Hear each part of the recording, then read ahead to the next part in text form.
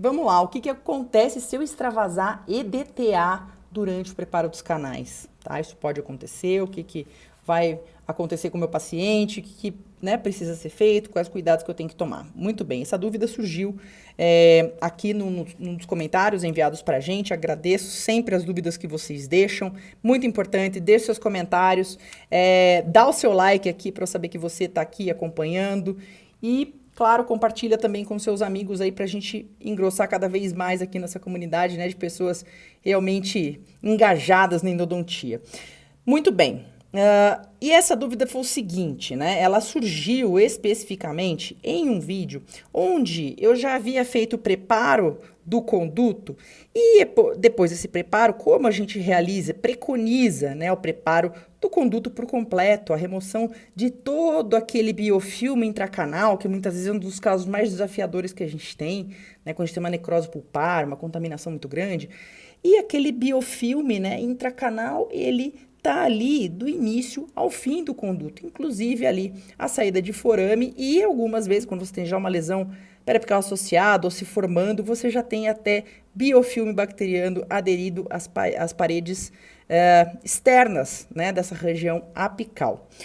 Muito bem, e nessa hora o nosso preparo, então, ele é feito do início ao fim desse canal, até ultrapassar um pouquinho o zero do localizador, tá? Então, o comprimento de trabalho que a gente estabelece é sempre pelo menos meio a 1 milímetro, né? Então, entre meio e 1 milímetro, além do comprimento real do canal, que é o zero do localizador. Se o meu localizador deu 20, vai ser 21 meu comprimento de trabalho.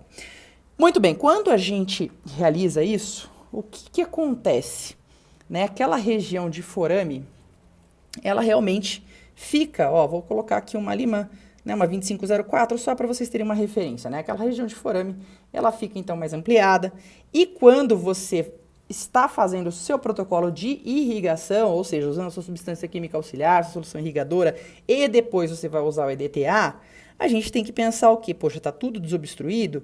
Se eu já estou fazendo essa irrigação, estou fazendo esse protocolo, eu vou ter o quê? Extrusão, extrusão, né? Seja da minha solução irrigadora, que no caso preconizo o uso do soro fisiológico, ou da minha substância química auxiliar, que no caso, né, o que eu utilizo, que é o que eu realmente tenho aí uma bagagem, mais de 20 anos de endodontia, usando com muito sucesso, a clorexidina 2% gel. Tá? Então, um e outro, eles vão ser extravasados, tá? Em maior ou menor quantidade, depende aí da forma como eu insiro cada um, a proposta que eu tenho com cada um. O soro, eu quero o que com soro? Eu quero a remoção, eu estou usando soro entre trocas de instrumento. Soro é para remoção o quê? De debris, é limpeza mecânica, tá, gente? Limpeza mecânica, ó, esse vai e vem, eu não estou travando a agulha dentro do canal e ainda assim ele tem ali quase que um fluxo contínuo, né, desse soro sendo extravasado. E logicamente aqui a gente não tem tecido nenhum, né, oferecendo resistência, então esse extravasamento aí é bem solto. Qual que é a questão? Se eu extravasar, quando eu estou trabalhando com clorexidina, eu não tenho, né, grandes preocupações. Porque se ela extravasar, ela não vai ter uma toxicidade a ponto de causar um dano tecidual ali para o meu paciente com alguma intercorrência, alguma consequência para o paciente. No entanto, quando eu estou falando do EDTA, o EDTA ele tem sim uma toxicidade maior do que, por exemplo, da clorexidina ou do próprio soro que eu estou usando aqui, né, que seria uma solução mais fisiológica. E aí, ele pode sim, e vai muito provavelmente acontecer um pequeno extravasamento. Só que o EDTA, da forma como ele vai extravasar, a lesão, o dano tecidual que ele causa é classificado como um baixo dano tecidual, certo? Isso também, qualquer solução, tá, gente? Para você saber se o dano que aquilo vai causar, normalmente isso está relacionado a concentração daquela solução, ao volume extravasado, às vezes ao tempo de exposição, né? Se você, às vezes, tentou irrigar logo na sequência com soro para diluir aquela concentração, enfim.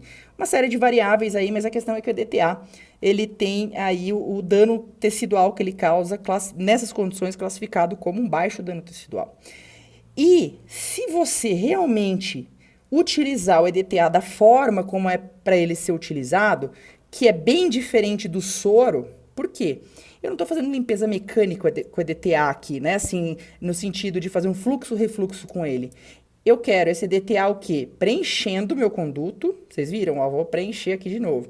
Preenchendo, no máximo ele solta aqui uma gotinha, se a gente pensar aí, né, sem resistência nenhuma que eu tenho aqui, ó, não tenho tecido oferecendo resistência.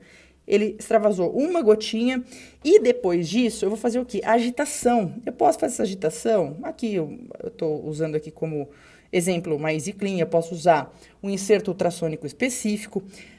A questão é, a minha agitação, eu não preciso ir também com essa Easy Clean, o que? Até a saída do forame, né? Claro que daí eu vou favorecer o quê? Um maior extravasamento dessa substância, que ainda assim vai estar num volume bastante reduzido. Tá? O volume, gente, que a gente tem de irrigante, ou né, o volume que comporta, né, uma anatomia interna de um canal, é um volume muito pequeno. Tá? Então, se eu tô ali só com aquela substância que eu coloquei, eu vou extravasar aqui um pouquinho mais com a minha agitação, ainda assim é um volume bastante reduzido. Só que é claro que eu tenho que ficar atento, né, no caso aqui, de não extravasar o suficiente, não é nem para a questão de um dano tecidual maior, mas há uma reação tecidual que eu já posso ter um sangramento rebote com esse DTA. E eu falo para vocês como assim, no consultório isso já aconteceu comigo, de lançar a mão do EDTA, né, no momento ali, e o EDTA acontece em que momento? Na hora que você está quase na reta final da obturação, certo? Então você está ali feliz da vida, pô, chegou o EDTA, já vou obturar, terminar, dispensar esse paciente, ó, terminei tudo hoje, show de bola. E aí, né, alguma comida de bola aqui, às vezes a ponta aqui de irrigação entrou além da conta, às vezes deu uma travadinha, alguma coisa, extravasou um pouco a mais, aí, em alguns casos, né, quando você tem especialmente aqui um tecido, não uma necrose, mas às vezes até pode acontecer necrose também, porque a gente tem tecido de granulação que é altamente vascularizado, e a gente pode ter sangramento rebote de difícil controle, e aí, né, você pode usar todos artifícios, artimanhas que você conhece, e às vezes você não vai conseguir controlar a tempo de finalizar, né, aquele caso em uma única sessão, enfim, naquela sessão que você se dispôs. Dito isso, o que eu falo para você? Você sempre, então, lembrar dos princípios da utilização do ETTA, você não está usando fluxo, refluxo nessa hora, você quer simplesmente a solução preenchendo o conduto, em seguida você vai fazer sua agitação, e independente do que você usar para isso, fazer esse protocolo da seguinte forma, são 3 trocas, então, preenchi, agitei, né, se são 20 segundos aqui de agitação, esses 20 segundos podem ser no modo rotatório, com uma rotação aí de 900, ou pode ser reciprocante. Aí, preencho novamente, ou seja, removo, né?